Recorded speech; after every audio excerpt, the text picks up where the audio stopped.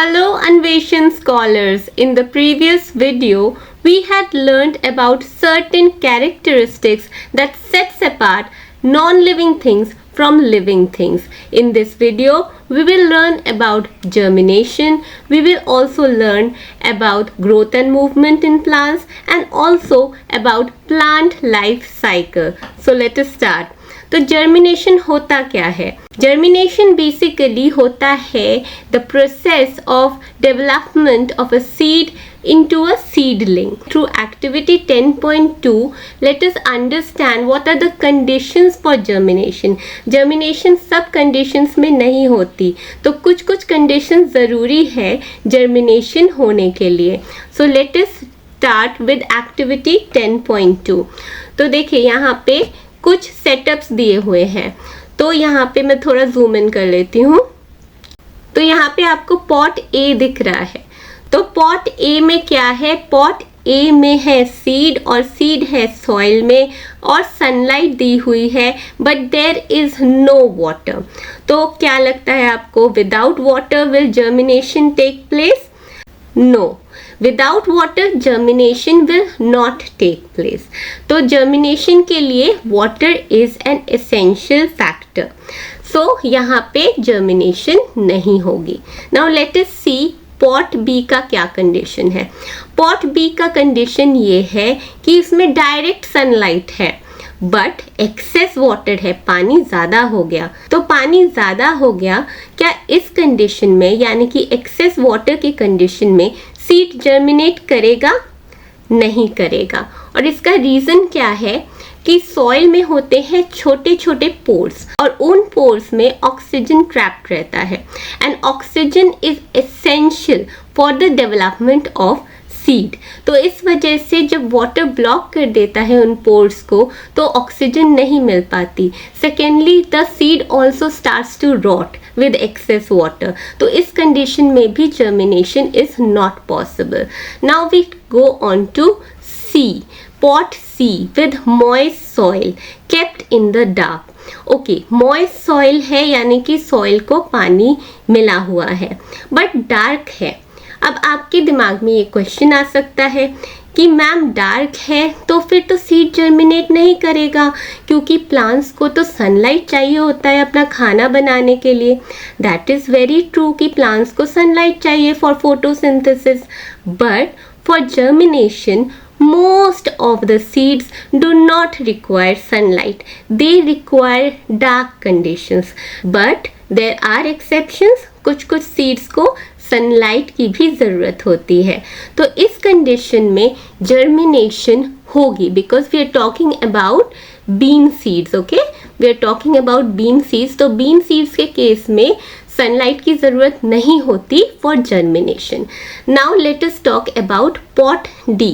तो pot D के बारे में बात करते हैं. पॉट डी में है moist soil kept in direct sunlight. Now this is an open ended case. देखिए अगर डायरेक्ट सनलाइट में बहुत देर तक रख दिया तो क्या होगा?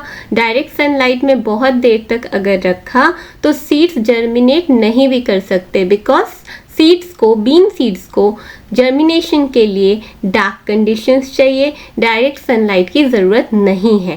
So this is an open ended case. तो हो सकता है जर्मिनेट करे, हो सकता है नहीं करे, बट येस पॉट सी के केस में we are very very sure कि जर्मिनेशन होगी ही. अगर कम सनलाइट है, ज़्यादा स्ट्रॉन्ग सनलाइट नहीं है, तो हो सकता है सीड्स जर्मिनेट भी कर जाए. So what are the essential conditions for germination? Germination के लिए एसेंशियल कंडीशंस हैं 3.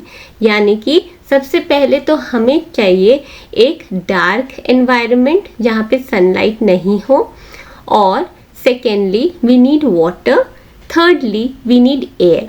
अब पहले तो जर्मिनेशन की कंडीशन से पहले let us discuss the structure of a seed.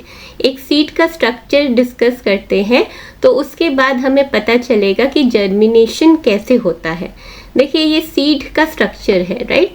तो यहाँ पे जो है सीड में 3 पोर्शंस जो है मेन होते हैं. सबसे पहले तो it is covered by a seed coat. Coat आप पहनते हैं विंटर के दिनों में जिससे आपको हार्श कंडीशंस से राहत मिले, ठंडी हवा आपके बॉडी में नहीं जाए, राइट। तो हार्श कंडीशन से अपने आप को प्रोटेक्ट करने के लिए सीड्स भी सीड कोट डेवलप करते हैं, right. And secondly they have a baby plant growing inside the seed. तो बेबी प्लांट जो है उसको कहते हैं हम एम्ब्रायो। तो हमने सीड कोट के बारे में डिस्कस किया, हमने एम्ब्रायो के बारे में भी डिस्कस किया। नेक्स्ट जो है वो है न्यूट्रिशन प्रोवाइडिंग एलिमेंट, और वो क्या होता है, वो होता है कॉटलिडन। तो ये पोर्शन जो है that is cotyledon that provides nutrition to the baby plant. अब जो है हमने सीड के बारे में डिस्कस कर लिया। Now we will talk about how water helps in germination. क्यों मैं बोल रही हूँ कि water is essential for germination.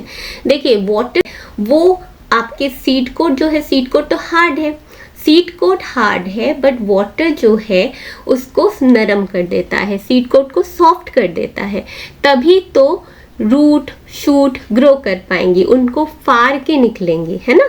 तो सीड कोट को क्योंकि पियर्स करके निकलना है तो सीड कोट को नरम भी करना है। That is why water is very essential for germination.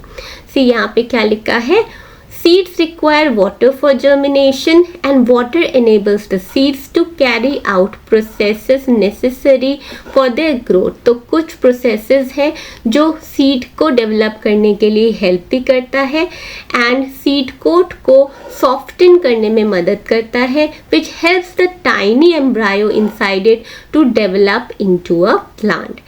Next we discuss about air and soil। देखिए एयर जो है बहुत इम्पॉर्टेंट है for the growth of the seed. तो सीड से सीडलिंग तक का स्टेज, वो अगर एयर नहीं है तो वाइटल प्रोसेसेस नहीं होंगे। और एयर कहाँ से मिलता है, एयर उसको मिलता है सॉइल के अंदर जो छोटे छोटे पोर्स होते हैं, स्पेसेस होते हैं, उनके अंदर जो एयर ट्रैप रहता है सीडलिंग उसको यूज करता है। Remember seeds, most of the seeds require dark condition.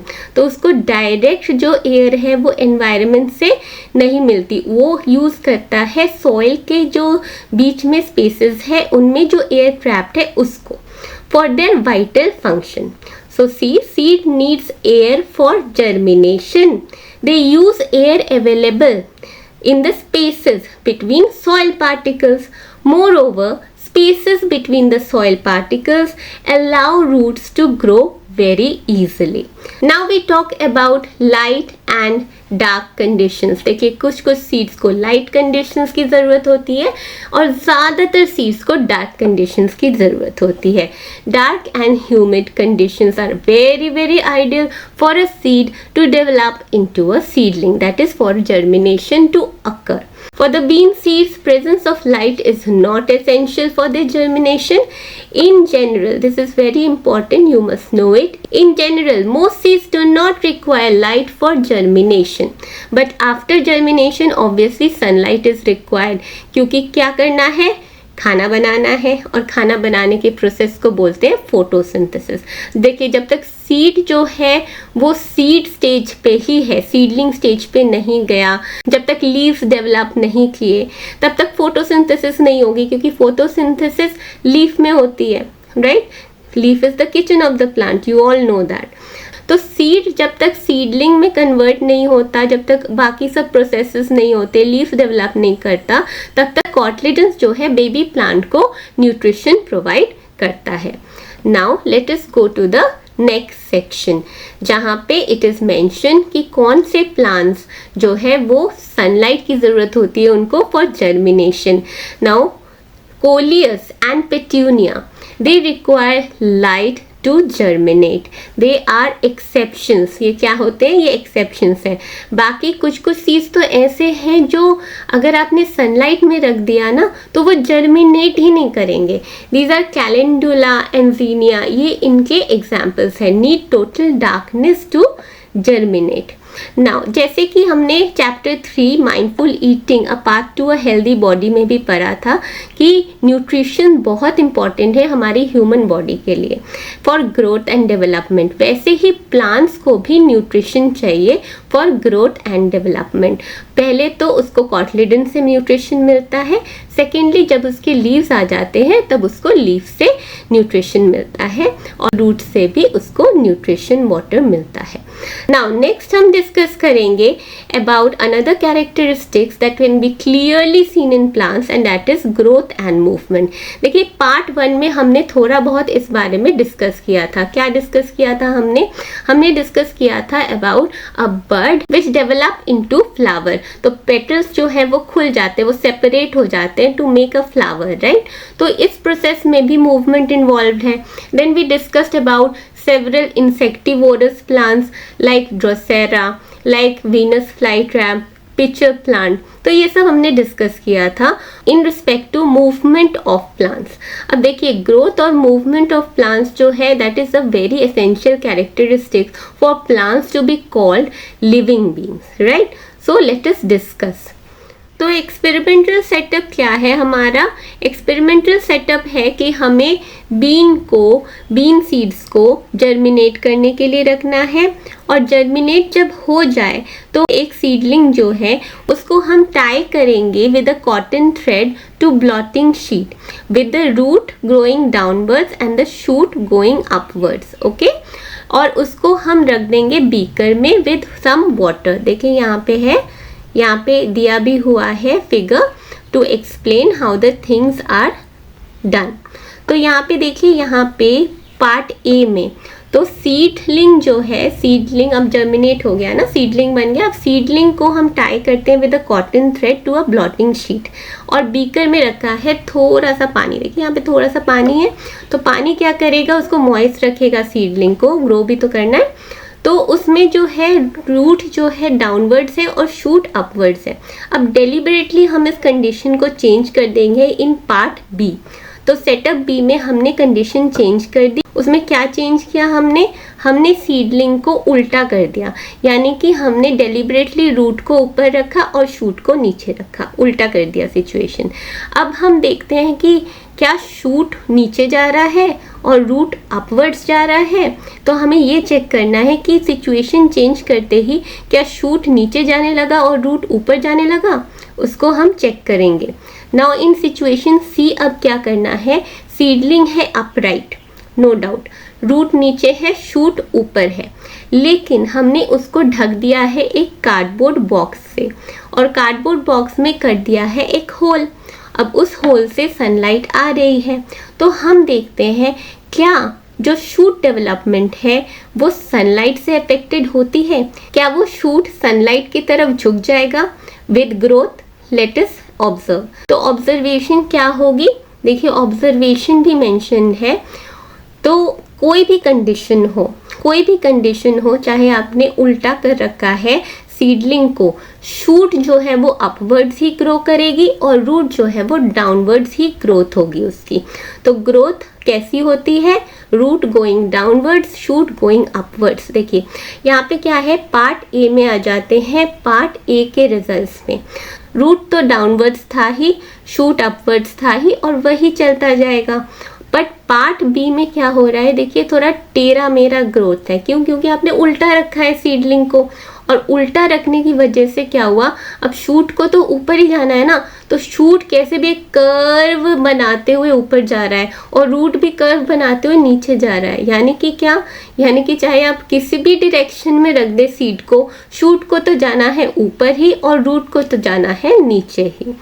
And now part सी, जैसे कि हमने प्रेडिक्ट किया था, होल में से सनलाइट आ रही है। Here you can see, very well see that the shoot is actually moving towards the sunlight। वो उसका ग्रोथ कैसे हो रहा है, वो सनलाइट की तरफ झुक रहा है। So you see the growth and movement over here very clearly through this activity। ये एक्टिविटी आप घर पे भी कर सकते हैं। तो कहने का क्या मतलब है, देखिए नेक्स्ट पेज में क्या लिखा है, we conclude, see over here, we conclude that shoots of plants grow upward and exhibit movement towards sunlight, but roots of plants grow downwards। ये तो आपने नोटिस किया ही होगा while doing this experiment. Next हम करते हैं life cycle of a plant. Let me explain it through the help of a diagram given in your NCERT book. तो यहाँ पे देखिए लाइफ साइकिल किस तरीके से एक्सप्लेन की गई है. आप भी ऐसा फिगर बनाएंगे जब life cycle of a plant के क्वेश्चन आएंगे. Without diagrams your answer will be incomplete और आपके मार्क्स लूज हो जाएंगे. तो क्या ज़रूरत है मार्क्स लूज करने की? अच्छा डायग्राम बनाइए और अच्छे मार्क्स ले जाइए. तो first of all let us start with a seed. We all start with seed, right? तो सीड से स्टार्ट करते हैं. सीड को आपने अप्रोप्रिएट कंडीशंस दिए जर्मिनेट होने के लिए. क्या क्या अप्रोप्रिएट कंडीशंस है? First of all we need air, we need water and what else we need? Yes, air water के साथ हमें चाहिए dark conditions. Most of the seeds के केस में हमें चाहिए dark conditions for a seed to germinate. तो germinate हो गया यानी कि स्टेज 2 पे आ गया. देखिए स्टेज 2 पे आ रहा है तो स्टेज 2 में रूट्स भी आ गए, शूट भी आ गए. तो now the cotyledons they will give rise to the first leaves, right? They are called the first leaves, the embryonic leaves they are called. So ये appearance of leaves will be the stage 3. Now we come on to stage 4. अब क्या हो गया? appearance of leaves आ गए तो क्या vital process शुरू हो गया? vital process ये शुरू हो गया कि photosynthesis शुरू हो गई. अब क्योंकि plants को अभी cotyledons की ज़रूरत नहीं है because nutrition provide करने वाला leaf तो आ गया है. तो अभी क्या होगा? अभी कॉटलिडन्स जो है उसकी ज़रूरत नहीं है. So they will just be dropped into the soil and they will be eventually part of the soil. तो कॉटलिडन्स गायब हो जाते हैं और जो लीव्स हैं वो फर्दर ग्रो करती है. And then we come on to stage 4 where there is appearance of flowers. अब फ्लावर्स से क्या होता है? क्या डेवलप होता है? फ्लावर्स से डेवलप होता है फ्रूट और फ्रूट में होता है सीड. तो स्टेज 4 हो गई जहाँ पे फ्लावर्स अपीयर हो गए. Flowers are the reproductive organs of the plant. Now appearance of fruits will occur from the flowers. Now fruits having the seeds will again give rise to a seedling. तो देखिए fruit pod with seeds, they will give rise to a seed, then it will give rise to a seedling, and so on. This process, this entire cycle will go on until and unless the plant dies. Again a characteristic of a living being. All living being die.